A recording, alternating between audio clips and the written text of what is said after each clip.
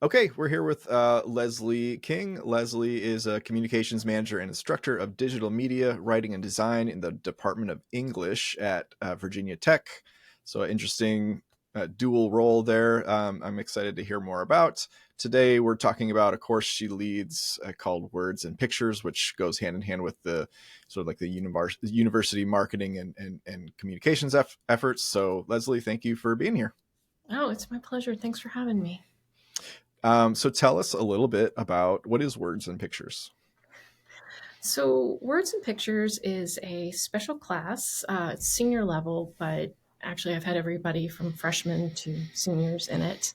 And it's called a bridge experience. And the whole idea at Virginia Tech for the bridge experience is that students get real life, real practical skills. It's basically an internship. Mm-hmm. And like they'll go on, the students, they'll say on their resumes that they're interns for the Department of English.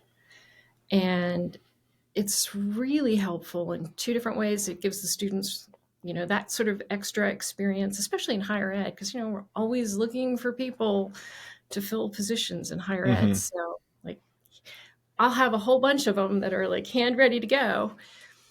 And the other thing is that it helps the department. Right? It's I have this small team of interns, or I try not to think of them as interns. I think of them more like beginning communicators, Yeah, and they help the department with all of our content needs. that's awesome. I love that. I mean, we've talked. I've talked to a number of people who have strong student ambassador campaigns, but this is a new one in that it's kind of its own sort of curriculum, which I think is interesting. So, what kind of hands-on learning are they? What kind of stuff are they learning? They're doing everything. So we start out with what I believe to be familiar ground for them. We give them a campaign, a social media campaign for all of our channels. And basically, they ask each other the question, why English? Why are they English majors? Because they're English majors in this case. And so it kind of works as this mini recruitment tool. Um, and they get to know each other as a team. It's team building. And that's usually followed by I send them out with scholarship students for our Giving Day, our major fundraising effort. And they kind of follow these other students around, get a feel for, how have contributors made those students' lives better. And so it's like this one-on-one student voice, student appreciated kind of idea. Mm-hmm.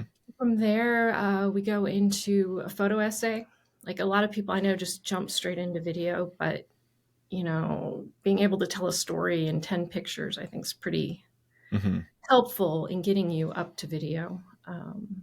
They do a Yeah. podcast episode where they have to pitch it. They have to come up with the ideas and has to resonate with not only me, but other people in our department. And they'll do the same with a video. That's what they'll culminate with. There's also a feature story. So Mm. That's cool. I like the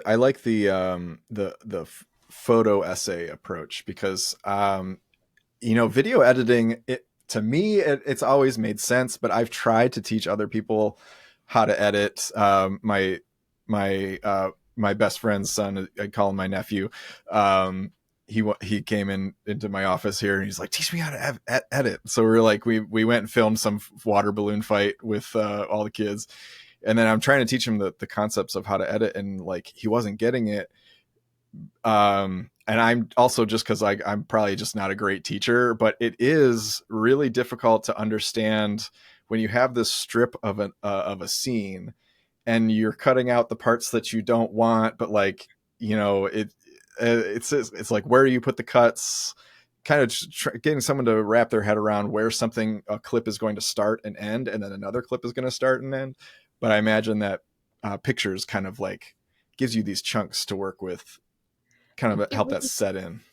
it's a storyboard idea, really, right? You've got your storyboard, and then you flesh it out a little more, and it worked really well. This is my second year doing Words and Pictures, so the first year it worked really well. We'll see how this year lands, but they've been they've been really good. I send them into the classroom for the photo essays. It's like document the life of this class, and I think that's hard. I mean, you're probably really familiar with the lovely fluorescent lights of higher ed, Hmm. and concrete walls in some places, and there's a lot. It's tough. It's tough to do good photos there, and just the whole idea of like, no, I want a beginning, a middle, and an end to this story. Hmm. So what does that look like? Is it people walking in the rooms? Is it the professor standing up there? What is it? And everybody approaches it differently. So Yeah, that's a great exercise. Give someone something visually boring to make look interesting. Because I mean, if seriously, like I worked in corporate video production for over a decade, and that was 80% of of the jobs that we got was like, here's a law firm, and so you kind of start to come up with these like go-to tactics to kind of make an office environment look interesting, get somebody walking around when you're following with the camera, get them look like they're going to do something, get them in a meeting, get the so this you kind of learn these tactics. But yeah, it's easy when something, because I'm shooting all this athletic stuff for college right now, and I'm like, this is so easy because like stuff is just happening. I'm like, this is a dream, you know. maybe, and yeah. So yeah, really getting them to learn how do you make something, like the class experience look really interesting, and that comes into play with different visual angles and different ways of telling the story. That's cool. And So they're English majors, so they're introverts a lot of times. So it's like yeah. having to come out of that, and I can talk to people. I'm like, yes. Yeah, it's a hard job for an introvert to, at least if coming from a video production perspective, because you do kind of have to be on, and you have to like put yourself in situations where people are looking at you, the person with the camera, and they're like, why is this person here, what are they so yeah, I resonate with that a lot. And you told me when we talked offline that someone like went on to get like a full-time job from this words and pictures course. They did. A lot of times students are coming into this, they don't quite understand higher ed communications, and my goal is to have at least one of them go, I want to do what we're doing here. And I had two this last time go through, and one of them is now in our College of Agriculture and Life Sciences, and so she's doing comms for them. She got the job over Christmas, and Cool. yeah. And the other one is moving to Colorado and wants to be, I'm not exactly sure where. Colorado Springs is where it is. So Very I can cool. put out a good word for her if anybody needs somebody. So. Yeah, absolutely. Cool. And is there any component to words and pictures where they're learning like soft skills, like how to work with a team, or how to manage creative direction or anything like that? They're getting all of that. They do work as a team in general. We meet, so we don't meet in a classroom environment. We meet in a little conference room. It only holds 9 people, and we sit around a table, and it feels a lot like a long scrum meeting, really. Mm-hmm.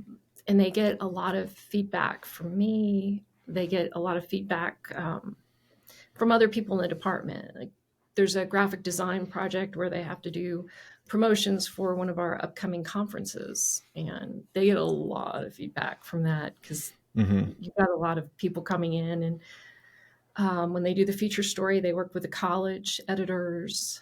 Um, so they're kind of like learning how to take feedback, see it as a positive thing, and not just criticism, right? It's like for improvement. Mm-hmm. And I think they're learning how to come out of their shells a lot. That people like to talk. People like to talk about themselves. So it's right. I guess those are the kind of soft skills. They're also learning how to manage projects. We Hmm. keep everything in spreadsheets, so it's constantly being looked at. So yeah, I feel like they're getting a holistic view of it. I'd like to think, Hmm. really. Yeah, because a lot of that content creation stuff is a lot of it is answering it's answering emails, it's managing projects, it's managing budgets and spreadsheets, and sitting in meetings and ideating and things like that. And that's something that you don't really. I mean, you think, oh, I want to be a social media man. I mean, I remember when social media first was like the social media manager role kind of first came out, like 2008 2009. Like that was my dream, was to be a social media manager. And the more I kind of got to know people that were doing that, it's like, oh, it's very much like not as fun as I mean, not like it's not fun, but it's like there's so many other stuff. It's not just like posting on social media. Yeah. There's like so much strategy and technical keywords and things that go into it. So there's such it's good that you guys have such a wraparound um course for all that holistic kind of stuff. Cool. Well, awesome. Well, this has been a great chance to chat with you. Where can people connect with you if they have questions about what you're doing or want to connect with you in any way? You can reach me at Virginia Tech. My email is lsking@vt.edu. Awesome. All right. Thanks. And thank you for having me. This is great.